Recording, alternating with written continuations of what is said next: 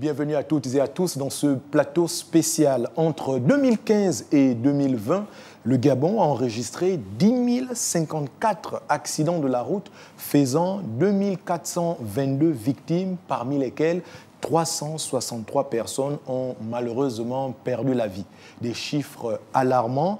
Et donc, dans ce plateau spécial, nous évoquons les défis de transport. Et pour en parler, je reçois M. Nazer Bambilingui. Vous êtes le président de la Confédération des travailleurs du Gabon, CNTG. Monsieur, bonjour. Bonjour, monsieur. Merci d'avoir accepté notre invitation. C'est moi qui vous remercie de nous avoir permis de nous exprimer sur votre plateau aujourd'hui.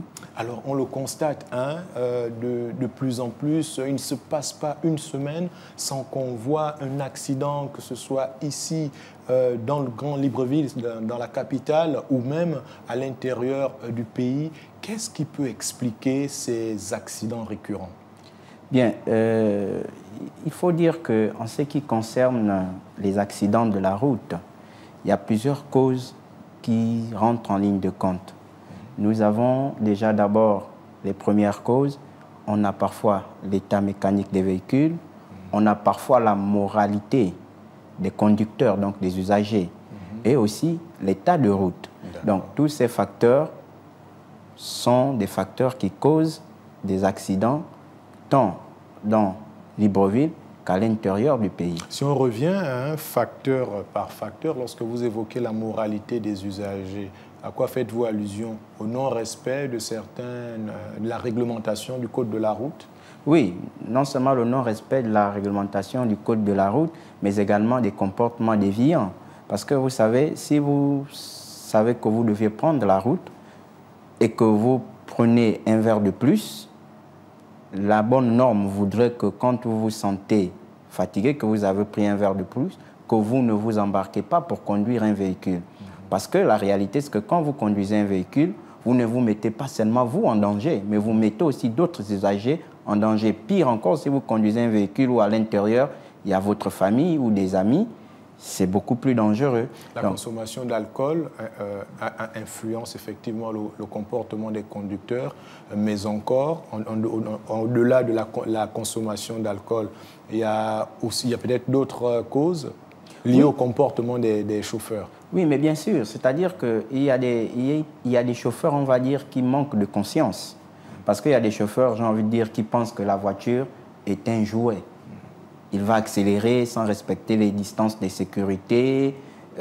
Parfois même aussi, quand on regarde, on parle aussi même de l'état mécanique. Non seulement ils sont conscients parfois que c'est des voitures qui n'ont pas de feu stop pour pouvoir signaler à l'autre usager qui arrive derrière, qu'il est en train de ralentir ou qu'il fait face à un obstacle devant. Donc il y a tous ces facteurs qui font qu'effectivement, le taux d'accident ne peut qu'augmenter. Et aussi, il y a quand même un souci sur l'obtention des permis de conduire.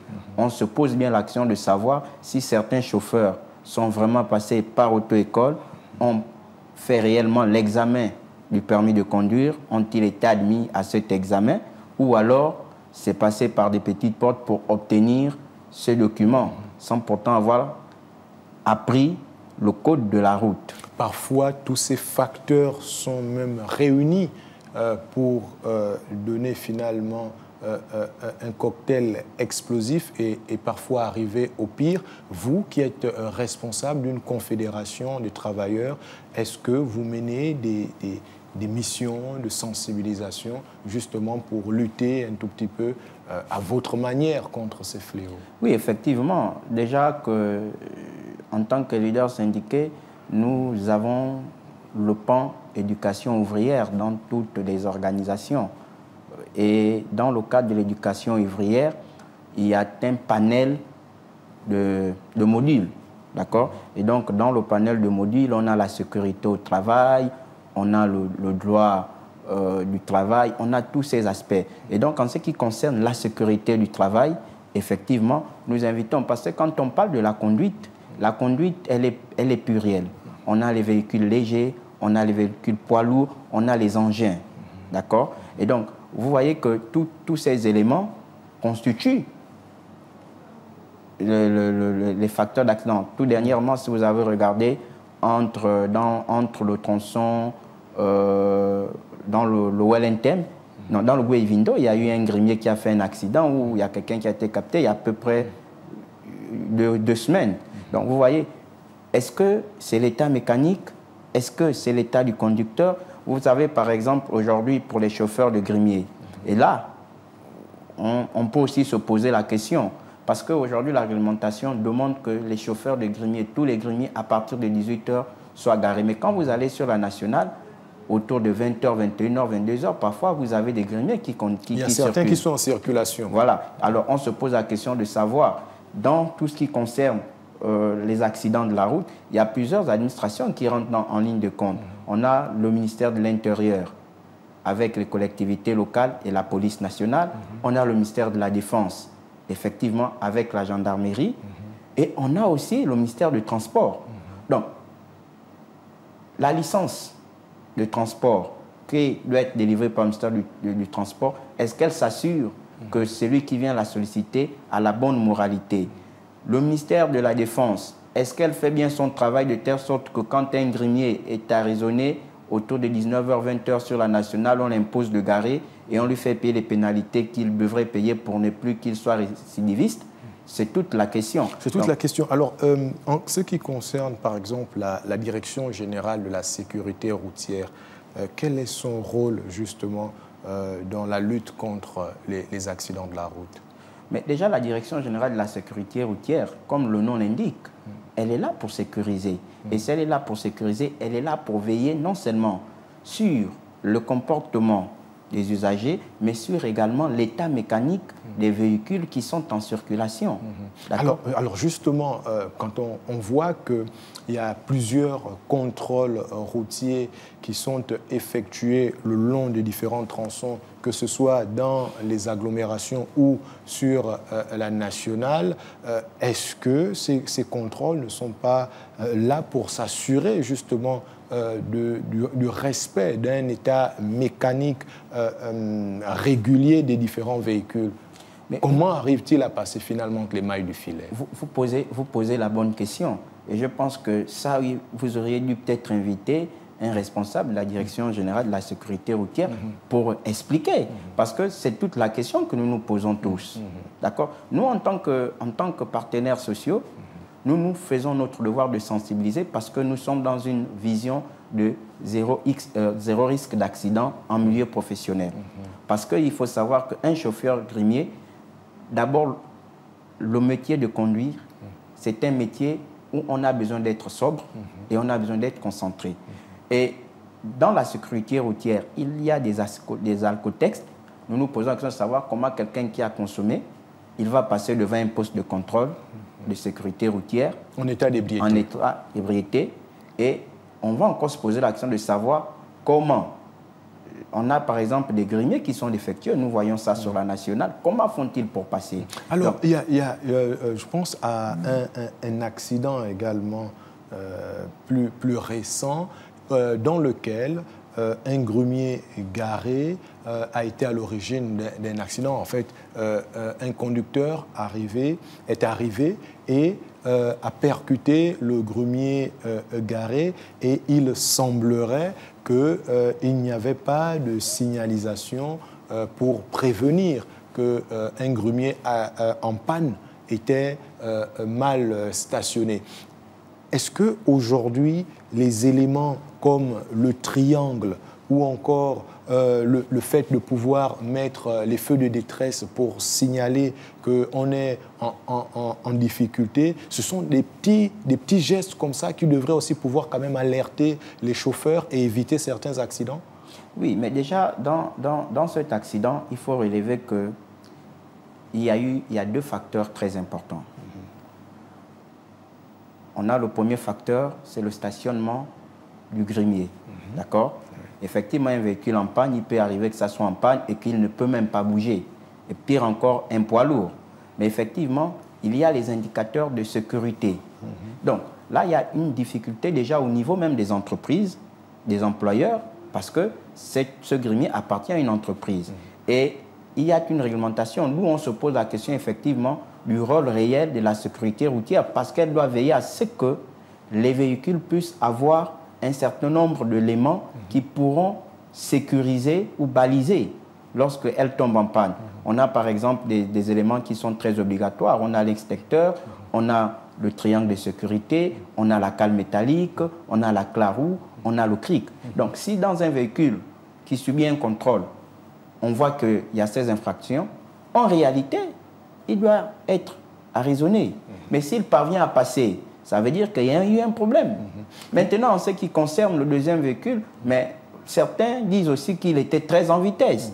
L'excès de vitesse aussi, il faut bien que nos autorités prennent la mesure parce que beaucoup d'accidents aussi sont dus parfois à l'excès de vitesse. Nous, on a parlé aussi de la moralité, sinon de la conscience de l'usager. Effectivement. Et il y a une question que je voudrais absolument qu'on aborde, c'est le système de secours. Lorsque lorsque surviennent des accidents, est-ce qu'aujourd'hui, les personnes accidentées sont secourues dans les temps?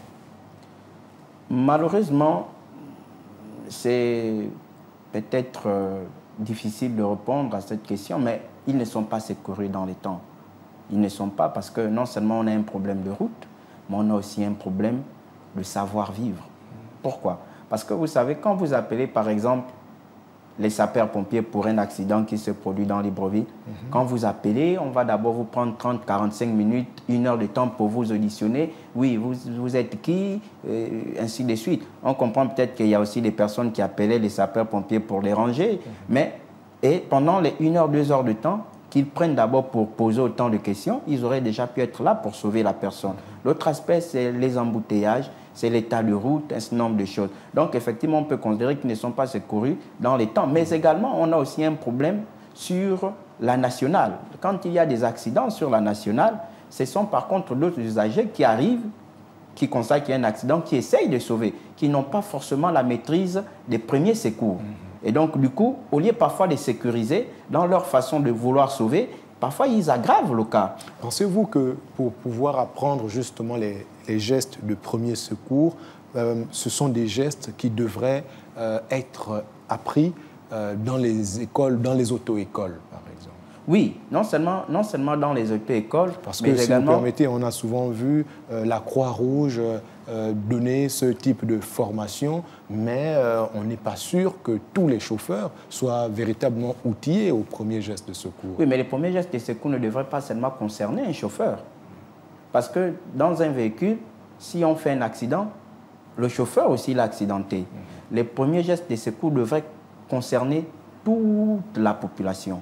C'est-à-dire qu'on devait avoir des programmes de formation de premiers gestes de secours dans les télévisions, dans les écoles, dans les auto-écoles, pour que, à ce moment, dès qu'il y a un accident, même un usager de passage a les moyens nécessaires pour pouvoir utiliser les gestes qu'il faut pour sauver les personnes en détresse. Effectivement, on l'a vu, il y a eu également, il y a quelques jours, un accident du côté de Akaye et une femme a été accidentée et malheureusement elle a perdu la vie du fait que elle est restée assez longtemps sur le sol et que le temps que les secours arrivent et qu'on l'amène à l'hôpital, malheureusement elle est partie et pourtant il y a des personnes qui étaient bien présentes mais personne ne pouvait apporter des premiers gestes de secours. Donc effectivement ce sont des gestes de secours qui devraient concerner tout le monde, mais au-delà, quand vous évoquez le problème de l'état des routes, comment les autorités publiques devraient-elles s'y prendre pour pouvoir donc arriver à apporter des solutions concrètes sur ce phénomène? Oui, mais vous savez, les autorités, c'est leur obligation de construire les routes. C'est leur obligation de construire les hôpitaux. En fait, c'est leur obligation de mettre en place les mécanismes qu'il faut pour que la population soit dans les meilleures conditions. Et nous pensons qu'en dehors des tas de routes, mais il y a aussi les infrastructures hospitalières qui ne répondent pas aux normes. Si vous avez un accident chez moi dans le département de Ndolo à Mandji, le premier hôpital qui doit vous recevoir, c'est, j'ai envie de dire, c'est le centre de santé de Mandji. Mais est-ce que le centre de santé de Mandji a réellement tous les éléments qu'il faut pour secourir un accidenté au 2e ou au 3e degré, par exemple? C'est toute la question qu'il faut se poser. Donc, le problème de secours des accidentés, c'est un problème là qui touche plusieurs pans de l'administration. Donc, plusieurs ministères. On est dans le ministère de la Santé, on est dans le ministère de la Défense, dans le ministère de l'Intérieur. Parce que, par exemple, en zone rurale, ceux qui sont chargés de faire les constats, ce sont les gendarmes. Et les gendarmes, c'est le ministère de la Défense. Donc, il y a tous ces éléments et les constructions de routes. Mais également aussi, parvenir aujourd'hui à moderniser nos routes avec des différents appareils qui pourront permettre de distinguer l'excès de vitesse d'un véhicule pour pouvoir l'interpeller. Parce que si on n'arrive pas à ça, on va se retrouver... si vous prenez le tronçon Fogamou-Mouila, mais allez-y, mais c'est très effrayant. Les gens roulent là-bas vraiment à vive allure. Et c'est dangereux. Il faudrait également renforcer la signalisation. Voilà, il faudrait renforcer la signalisation.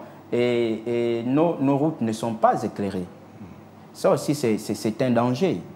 Parce qu'en conduisant, il peut arriver que vos phares baissent de luminosité, et là, si la route est éclairée, vous allez sur la nationale, nous n'avons pas d'éclairage. Alors qu'il devait y avoir des signalisations lumineuses qui devraient permettre que, à la vue des phares, vous pouvez distinguer déjà le marquage au sol ou le panneau de signalisation qui indique le virage ou le pont, ainsi de suite. Alors que vous allez aujourd'hui, il n'y a pas ça. Alors, si on revient un tout petit peu en milieu urbain, on a évoqué effectivement le comportement des conducteurs. Il y en a qui font usage excessivement de la vitesse. Il y en a qui adoptent, parfois qui utilisent le téléphone aussi au volant. Vous avez évoqué effectivement l'absence de lumière quand on est sur la nationale. Mais que dire du comportement aussi, quand on est en ville, de certains usagers, de certains citoyens qui ne passent pas par les endroits appropriés, par exemple pour pouvoir traverser la route, mais qui préfèrent, qui traversent la route dans des endroits accidentogènes. Oui, mais ça relève de la responsabilité de l'État. Vous voyez, c'est quand même aberrant de savoir que sur une voie express, les gens viennent traverser. D'accord ? Parce que le gouvernement doit construire des passerelles. Et elles n'existent pas, les passerelles. Mais attention, on construit les passerelles, mais on ne met pas les mécanismes nécessaires pour imposer les gens de passer sur les passerelles. Je vais vous prendre un exemple. Quand vous mettez au boulevard Triomphal, d'accord ? Quand vous traversez, vous ne deviez pas normalement traverser une voie express. Ça veut dire que si vous percutez quelqu'un, le principal responsable, ça ne devrait pas être vous qui avez percuté. Le principal responsable devait être l'État. Parce que c'est de sa responsabilité de construire les passerelles. Parce qu'on ne peut pas traverser une voie express. Ça, c'est un premier aspect. Le second aspect, c'est que si les signalisations aussi sont défectueuses, qu'elles ne sont plus visibles. Je vais vous prendre un exemple. Quand vous partez à la gare routière, vous partez de Bessieux pour le carrefour Léomba. Il n'y a pas de panneau qui vous indique le sens interdit. La question de la signalisation, effectivement, voilà. il faut... Vous prenez le même cas quand vous sortez de Vendo. Quand vous sortez de Vendo, pour revenir à l'hôpital de Vendo, vous êtes obligé de repartir. Mais alors que quand vous faites ce taxe, on va vous siffler pour vous dire vous êtes en infraction, c'est un sens interdit, mais où est le panneau? Où est le panneau? Effectivement, vous avez tout à fait raison. Il faut davantage renforcer la signalisation, il faut la respecter. Pour pouvoir la respecter, il faut déjà qu'elle existe, qu'elle soit visible. Mais est-ce que, quelque part, il n'y a pas aussi une forme de laxisme de la part aussi des usagers? Parce que les usagers de la route, c'est également les piétons. Lorsque l'État fait des efforts pour avoir quelques passerelles, il n'y en a pas des milliers, mais il y en a quelques-unes. Lorsque on constate quand même des passages pour piétons et que les usagers ne passent pas par ces endroits-là, quand survient un accident, c'est de la faute de qui? De l'État, monsieur. C'est de la faute de l'État. Parce que l'État doit arriver à éduquer les populations pour qu'elles comprennent qu'il faut utiliser ces voies-là pour pouvoir éviter justement les plus différents accidents qui peuvent subvenir. Alors, si on regarde encore un tout petit peu la question même de l'état mécanique, dans les différentes entreprises où les automobilistes sont censés assurer l'entretien de leurs véhicules, est-ce que c'est toujours le cas? Est-ce que ces véhicules sont toujours à jour? Mais, monsieur, la question elle est pertinente. Mais il faut retenir que quand vous faites une visite technique, vous la faites pour 12 mois. Donc, si vous êtes allé faire une visite technique, au moment où votre véhicule est en bon état, il ne présente aucune difficulté mécanique, on vous sort la visite technique. Mais est-ce que vous êtes sûr qu'après ça, les 12 prochains mois, elle sera toujours intacte? Non. Donc, il y a un problème, c'est qu'on peut aller faire une visite technique pour ne pas accuser forcément les entreprises qui sont en charge de sortir ces documents. Parce que ce qu'on constate aussi, c'est que malheureusement, ces entreprises, parfois, ne font pas les choses comme elles doivent être faites. Mais aussi, il faut retenir qu'un document qu'on vous sort pour 12 mois, vous sortez la visite technique aujourd'hui, la voiture était bonne, vous allez vous rouler sur une mauvaise route, il y a le frein qui lâche, il y a le phare qui tombe, mais vous n'allez pas repartir faire une autre visite technique. C'est une visite technique qui est là pour 12 mois. Donc, il y a cela. Est-ce que la visite technique aujourd'hui devrait durer 12 mois? Est-ce qu'elle devait durer 3 mois? Est-ce qu'elle devait durer 6 mois pour qu'on s'assure qu'effectivement les véhicules sont réellement de bonne qualité? Les véhicules sont réellement de bonne qualité. Je veux dire, elle dure 12 mois, la visite technique. Même après ces 12 mois, est-ce qu'on est sûr que les véhicules ont été véritablement suivis? Mais c'est pour cette raison que nous disons qu'un véhicule, c'est un véhicule. C'est un engin qui peut tomber en panne à tout moment et qui devrait être réparé. Parce que, M. Bamilingui, quand on regarde quand même à vue d'œil l'état de certains véhicules qui circulent dans la ville de Libreville, écoutez, on peut aisément penser que ce véhicule, si à l'extérieur, il présente déjà une allure suffisamment douteuse, qu'en serait-il de l'intérieur? Oui, effectivement, on peut se tromper à vue d'œil, mais au regard, finalement, du nombre d'accidents élevés, on comprend bien que l'état mécanique de ces véhicules-là est quand même un problème sérieux. Oui, mais effectivement que l'état mécanique de ces véhicules, effectivement, c'est sérieux. Mais est-ce que vous ne constatez pas vous-même que cette situation relève de plusieurs aspects? Vous avez aujourd'hui les assurances. Mais les assurances, s'ils veulent faire du profit, bon, déjà, un véhicule ne peut pas être assuré sans qu'il ne soit à la maison d'assurance. Il faut qu'il amène le véhicule, il faut que l'assureur voie le véhicule.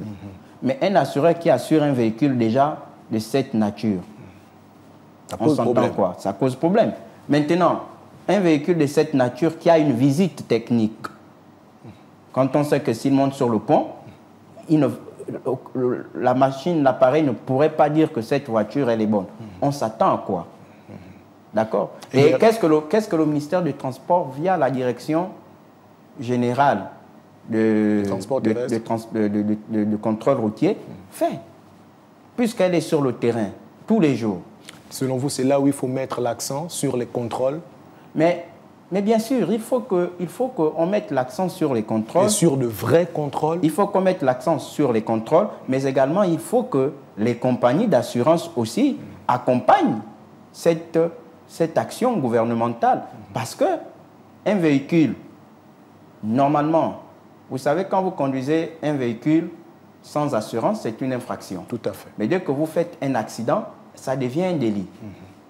Et donc, si vous avez un véhicule sans assurance, vous ne pouvez pas prendre le risque de sortir avec, à moins que vous soyez un suicidaire. Et donc, on a besoin là aussi de discuter avec les assurances pour dire il y a des véhicules d'une certaine catégorie qui ne devraient plus être assurés dans notre pays. Pour éviter justement les drames qui peuvent s'en suivre. Monsieur Nazer Babilingui, le temps qui nous est imparti est déjà arrivé à son terme. Merci beaucoup d'avoir accepté de nous éclairer sur ces questions. Je rappelle que nous discutions du thème les défis des transports et nous revenions un tout petit peu sur les causes multiples et les conséquences des différents accidents de la route que nous constatons. Ce plateau spécial est déjà fini, mais restez avec nous. L'actualité se poursuit sur Gabon 24.